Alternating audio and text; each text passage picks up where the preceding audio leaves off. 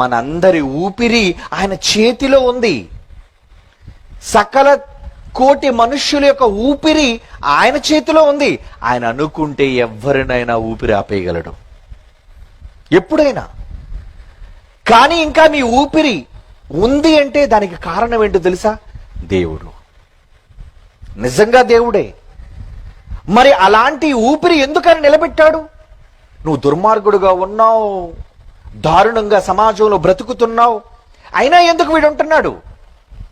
మనం అనుకోవచ్చు, ఇలాంటి దుష్టుడు ఎందుకండి సమాజంలో ఇంకా బ్రతుకుతున్నాడు అని. వాడి పట్ల ఇంకా దేవుని యొక్క అనుగ్రహం ఉంది, వాడు మారాలి అని ఎదురు చూస్తున్నాడు. నేను ఒక మాట చదువుకున్నాను కదా, దుష్టుడు మరణము నొందుట చేత ఆయనకి ఏమాత్రము సంతోషం లేదు, గాని దుష్టుడు ఏం కావాలి? వాడి బ్రతుకును మార్చుకోవాలి అని నేను హెచ్కేలు 18:23 మనం చదువుకున్నాం. అంటే మార్పు జరగాలి. నువ్వు చెడ్డవానిగా మరణించకూడదు, మంచివానిగా దేవుని యొక్క ఉద్దేశాలు తెలుసుకొని మార్పు చెంది నువ్వు చనిపోవాలి. అందుకే దేవుడు మీకు అవకాశం ఇస్తున్నాడు. లేదా ఎన్నో సందర్భాల్లో ఎన్నో ప్రమాదాలు మీ ప్రక్క నుంచే వెళ్ళిపోతున్నాయి. ఎన్నో రోగాలు ఈరోజు ప్రపంచాన్ని వణికిస్తుంది. కరోనా ఏమంటే ఒకళ్ళది వచ్చేస్తే ఏం చేయగలం? మన దగ్గర డబ్బు లేదు, దానికి వైద్యం లేదు, చావలసిందే. కానీ రాకుండా ఈరోజు ఉన్నది మీరు ఉన్నారు అంటే కారణం ఏంటో తెలుసా?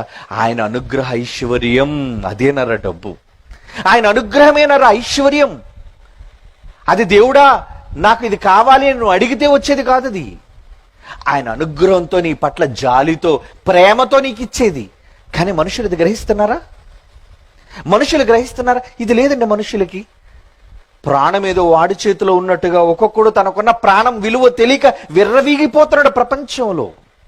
ప్రాణం ఎంత విలువైనది. పోయిన తరువాత మనిషి పోయి భయంకరమైన పాతాళ గుండానికి ఆత్మ ఆహుతి కాకుండా ఉండాలి అని ఇదిగో ఈ ప్రణాళిక, ఈ ప్రకటన, ఈ మార్పు కోసం దేవుని యొక్క దీర్ఘశాంతం అది సమాజానికి అర్థమయ్యేటట్టుగా మీరు చెప్పాలి ప్రియులారా.